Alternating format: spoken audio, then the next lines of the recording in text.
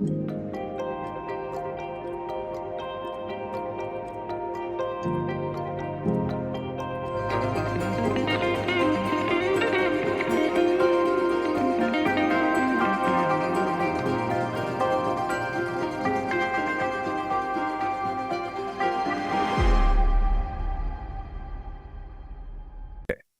everyone. Welcome to the Fit for Future Asia Virtual Forum, organized by the Chinese University of Hong Kong, and has put together a six-part series, finding participants from the Asia region who have expertise in Earth and human systems. This fits with our collaboration with the Global Commons Alliance, which received the Global Award at IAIA in Bologna. The series is going to explore how domestic policies in Asia countries address global commons impacts while respecting planetary boundaries. It highlights how domestic actions can drive change, enhance climate resilience, and promote low-carbon development within planetary boundaries, and features case studies from the region, providing a platform for comparative learning and emphasizing the role of impact assessment in addressing the interconnected challenges of climate change, planetary health, and global commons protection. I will end up doing the first presentation as an introduction. So then we can start with today's presentation, part one. So I'll briefly introduce the speaker, Weston Fisher. Weston has over 30 years of experience in impact assessment and capacity building. He will discuss integrating Earth and human systems data into strategic environmental assessments and also long-term cumulative impact analysis to address global risks and ensure sound decision-making across national, regional, and project levels. I'm Wes Fisher, a member of the International Association for Impact Assessment. And for over a decade, I was co-chair of IAIA's climate change section. I'm very pleased to be part of this forum series organized by the Chinese University of Hong Kong. And let me get to the PowerPoint presentation. Impact assessment lacks linkages to Earth and human systems. As IAI practitioners, what do we do about that? The problem: impact assessment processes are more vital to our planet's future than ever, as strategic, environmental, and social assessments, SESAs, and long-term cumulative impact analyses are critical to developing better alternatives and helping decision makers prioritize strategies. But the processes we're using don't adequately address, or often ignore, the exponential stresses on Earth and human systems whose impacts from demographic growth, our population increases, and interactions with the biosphere are increasingly clear. I want to mention two recent studies, make especially sobering reading. Safe and Just Earth System Boundaries, published in Nature back in May of 23, and Earth Beyond 6 of 9 Planetary Boundaries from Science Advances back in September 23. So this September 23 review looks at the crossing of now 9 planetary boundaries. Not all of them across at this point. Let's take a look at the figure. You may have seen this before, this illustration of the planetary boundary conditions. 9 boundaries, 6 of them crossed by 2023. So a significant number of us are involved in a Fit for Future initiative to support incorporating the latest Earth and human system conditions, issues, and impacts into the development of SEAs and SESAs and new forms of long-term cumulative impact analyses. Doing so is considered essential to ensuring that scenarios and options provided to proponents and decision makers fully take into account potential global environmental and financial risks and uncertainties. The challenge for us is how to include latest global baseline data and analysis in recommended mitigation and regeneration strategies at the national, regional, state, and city levels, and ultimately in the individual project design decisions. In other words, how can we operationalize this across all jurisdictional levels? The proposed draft Earth and Human Systems Action Plan has only 7 objectives. They've been chosen to maximize impact with limited institutional resources and structure to attract potential outside endorsement, collaboration, and financial support. And the action plan has been posted to IAIA's hub, and I don't have time to deal and talk to you about the 7 objectives. I can only deal with objectives 1 and 2 briefly in this presentation.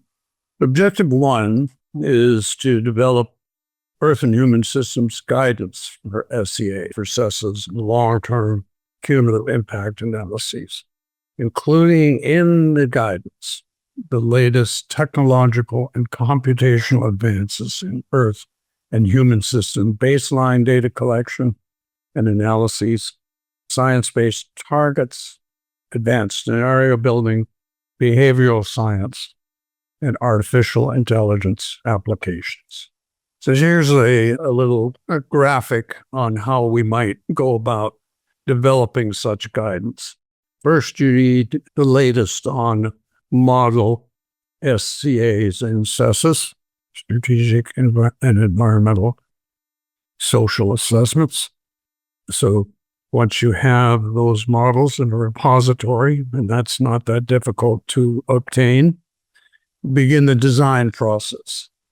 And this just very briefly summarizes what that process might look like.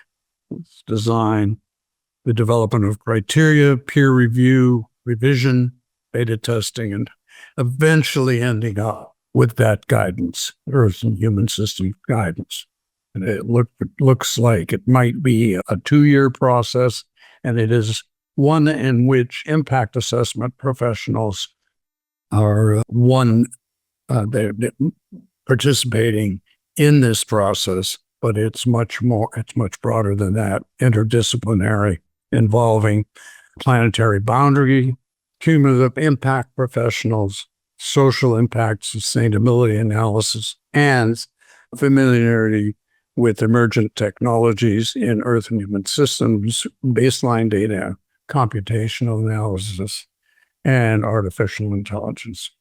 What would be the next steps? Going to envision an interdisciplinary project launched under IAIA to prepare draft guidance by collaborating with baseline and analytical Earth and human systems institutions. And I'm only going to mention a few here. The important one is the Global Commons Alliance, which has various components, including the Systems Change Lab, the World Resources Institute, the Bezos Earth Fund, the Science-Based Targets Network, the Earth Commission, the Accountability Accelerator, and Earth Headquarters. Another entity, nonprofit entity, the CDP, Disclosure and Insight and Action, the Global Environment Facility of the World Bank, which provides funding to the Global Commons Alliance, and a very important research institute, the Stockholm Resilience Center. This entity, the Network for Greening the Financial System, supports a central bank and supervisors network globally to support the financial sector transition towards a sustainable economy. Potsdam Institute for Climate Research, and these other entities. I'm not going to read them all off to you. I did want to talk about this, a very important publication that has just come out, very recent, January 2025, on planetary solvency, looking at the global commons and Earth and human systems from a risk point of view, a financial risk point of view, looking at what actuaries look at in doing risk analysis for the insurance industry and for the financial sector. And a couple of the key authors, Sandy Trust and Timothy Lenton, are very much interested in working with the Chinese University of Hong Kong and with IAIA, collaborating together. This is a little diagram from their report.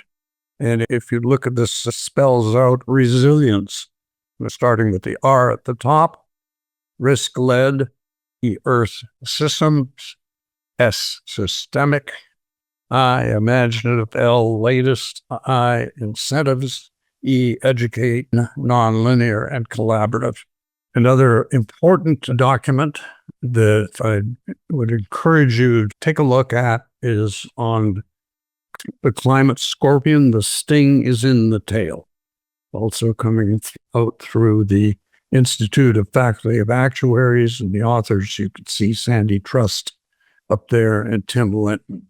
So let me just mention objective 2, which is a bit further out. Once you have the SEA guidance for Earth and human systems, you can work on putting together a check process, an Earth and human systems check process. And developing that check process looks a lot like that for objective 1. The graphic, again, just a very basic illustration of pieces, designing it, the check process, the communication and guides to go with it, perhaps an awards program, and maybe launching such an awards program 2 years out. And again, you can see that it's an interdisciplinary initiative in which impact assessors from the impact assessment professional play an important role, but it also involves planetary boundary specialists and financial risk analysts, and those familiar with the Earth and human systems, emergent technology, and so on. A question for the forum: are there Asian initiatives that are or could be linked to objective 1 and potentially objective 2? I want you to be aware of this brand new development it's a parliamentary initiative launched in Switzerland, where the Swiss public voted on whether or not to amend their constitution to incorporate the Swiss economy within planetary limits. And surprisingly, 30% of the population voted in favor of this. And this was the first attempt to do. Now, it was rejected, but I think this is a first of its kind that I know of. And I think it's a very important development. I'm sure that this will continue. Parts to it requires that economic activities not consume more resources and release more pollutants than is permitted for the preservation of natural resources. And the goal is to be achieved through measures that are socially acceptable, both within Switzerland and abroad. It's got a time limit of 10 years.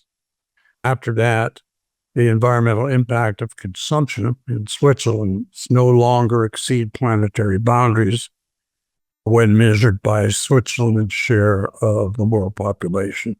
The text does not specify exact implementation measures, in other words, regulation, bans, or incentives for more environmentally friendly consumption.